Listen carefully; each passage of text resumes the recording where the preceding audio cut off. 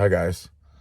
This video is to detail the Tabor Times situation from start to finish, show you guys through screenshots and other things how that all happened, how it all went down. Obviously, I'm disappointed. On Wednesday morning, I woke up, quickly hurried down to the store to buy a Tabor Times newspaper, excited that finally someone was going to publish or speak or allow me to speak publicly on a subject that I have done plenty of research into, and that plenty of the voices out there have not done research into. And as you guys well know, I have tried as many angles as I possibly can right now, and they have been repeatedly denied. So to have some real facts from the AHS website, mind you, published in the paper for people to read that wouldn't otherwise know that information, that was exciting to me. So I go buy the Wednesday paper, and of course the letter to the editor is not in there. Now I will show you what happened from even before that day up until now. It started when I sent Cole Parkinson from the Tabor Times through the Tabor Times Facebook account the copy of my video responding to the letter to the editor. Here is my response to Town Council's rejection of our petition, as well as my response to last week's letter to the editor in your paper. March 16th, he replied to me, "Hey Rhett, Cole here. Feel free to submit a letter to the editor for next week's paper if you want something in the Times. You can email it to me, cparkinson@tabortimes.com, or Stan, editor@tabortimes.com. Thanks." That's on March 16th. Now, March 20th, which was the day of our last rally, so last Saturday, at 12:37 a.m., I had written them the letter, and I said I sent it as a letter to the editor. I hope that works. Please ensure my name is mentioned as the author of it. I don't want anyone thinking I am too cowardly to stand by my beliefs in remaining anonymous. He replied that same night, "I got it. It'll be in next week's paper. Thanks." I said, "Excellent. Thank you. This is the night of the rally, mind you, 4 days before print." Now on Wednesday, when I didn't find my letter in the paper, I said I thought my letter was going to be in today's paper. What happened to that? No response still. Now, I am not the only one who had asked them about it. A friend of mine and a member of our group said, "Hello, I am just wondering why I didn't see my friend Rhett Anderson's letter in the paper yesterday. I was told that his response to a letter from the 10th would be in this week's paper. I purposely bought this week's paper because it was supposed to be there, as that is what you told him. Is there a reason for it not being included? Can you please clarify for me and the others who are waiting to read it? Thank you." They responded, "Hi, the newspaper has contacted the sender of the letter of the editor to discuss." This is from today. Still no response to my question on Wednesday. Now, this isn't just a letter from me. This was a letter from all of us. I know a lot of you guys were really looking forward to seeing this letter put out and published too. A lot of you guys stood behind me. A lot of you guys wanted this message out there, wanted our facts out there too. And a bunch of you contacted the Tabor Times about it, and I'm really grateful for that. Thank you guys for stepping up and saying, "Hey, this isn't right." One of the people who had contacted them is in our group, Blaine Carlson. Now, Blaine had asked them as well why it wasn't published, and this was the response that he got. They sent him a copy of the newspaper clipping from our very first rally, as if saying, "Hey, look, we did publish it." And he asked when they reached out, as they said they had reached out to me. We received the letter on the weekend. Our editor sent an email to the address attached to the letter itself on Tuesday afternoon, but I'm not certain he's received anything back yet. Now, why would he say he sent it Tuesday? Because, as he says in a later message, if there's an issue with any letter we receive, we contact the author to get clarification before printing. Before printing would have been the Tuesday, right? Did they contact me Tuesday, though, through my email?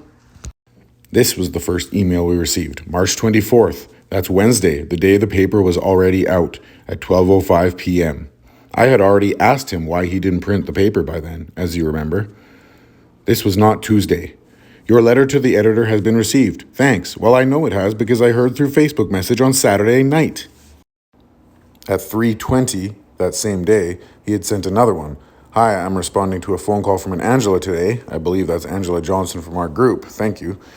"In regards to the letter to the editor, can you please let me know what you would like to discuss or provide questions via email? Thank you, Stan." Well, what I would like to discuss is why my post was not in the Tabor Times as it was told to me that it would be. I don't have any questions for you aside from that, Stan, as I'm sure you well know. To draw your attention back to this Tabor Times message to Blaine, there were issues in the letter that needs clarification. We're more than happy to talk to Red about this. He can email or call us anytime. So it is standard procedure for you to editorialize opinion pieces, Blaine asked. So I emailed them yesterday and wrote, what I would like to discuss is why my letter to the editor was not printed when I was informed that it would be. I wanted the chance to respond to the anonymous author's verbal attack towards people of my ilk and was told I could do so. Then I bought your paper only to find my letter was not in there. Why is that? Now if we scroll up, here is his response this morning. Good morning. In response to your email, any letter to the editor submitted is subject to editing and or may not run. In this case, the letter submitted is in response to an editorial written in the newspaper a few weeks back. So that was an editor that attacked us. Editorials are written by a group of editors discussing current trends and the like and are not anonymous. Really? Because I didn't see a name attached. Rather, they are written to discuss certain topics and or what is in the news. The letter sent contained negative comments and some questionable information. Oh, you mean facts from AHS? Therefore, it will not run as is. If you would like to resend another letter, we can take a look at a new draft for possible consideration, aka censorship in its most glorious form. As in the past, the newspaper will cover news stories in the town that are happening and events, but letters are subject to change and or an editorial review. Thank you, Stan. Letters are subject to change and an editorial review? Here was my response this morning. So my letter contained negative comments, yet your editorial attacked an entire group of people for their stance on an issue, and that's okay with you? That entire piece was negative, and to not allow a member of that community to respond to said attack is an act of cowardice, much like remaining anonymous while hurling verbal insults at people. None of my letter contained any questionable information. If you carried yourself like an actual reporter, like doing research, you would see that my information came from the AHS website itself. I wasn't aware that letters to the editor required someone to list all their sources. That must be a new requirement you came up with just for my letter. I feel honored. Your paper has continued to demonstrate a lack of integrity and a complete bias towards what you print and what you censor. There are many people disappointed and upset with your biased coverage, and we plan to make the townspeople very aware of it. Perhaps we will have to set up protests in front of your office a couple of times a week. There are also many people aware of the bold-faced lies from your reporter Cole Parkinson, and will also be aware of the lies you told my good friend Blaine Carlson about how you contact the author of a letter before printing to get clarification. You did not contact me before printing, and Mr. Parkinson informed me that it would be printed, as I'm sure you are aware. Have yourself a fine day, Mr. Ashby. It's good to know where you and your paper stand on issues, so now we can decide the course of action we wish to take to make sure our side of the story is given the attention it deserves, but does not receive, from the manipulative media. So, as we've seen all over the world, and especially in North America, through our media, is they decide what is printed. They decide what narrative is taken, what narrative is told, what sides of the stories are allowed a voice in the public sphere. The Tabor Times is clearly no different. Now, I want to clarify, I don't think that Cole Parkinson is the guilty party here. He has always been forthcoming with me. I think he has been silenced and shut down by Stan Ashby, the editor. So my quarrel is not really with Cole.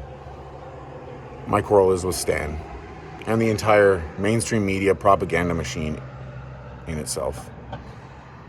And along with the town council and their response to our petition and their response to my formal complaints and the Horizon School Division's response to my complaints and my letters,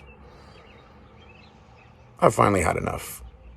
It's time to step up on these guys. It's time to let them know that we are here and we're not going anywhere. We can do that respectfully and politely, but also make our voices heard, and that's what we plan to do. I will tell you something. These people have never met someone like me before. They have never met someone with the determination that I have to get the truth out there and to win this battle.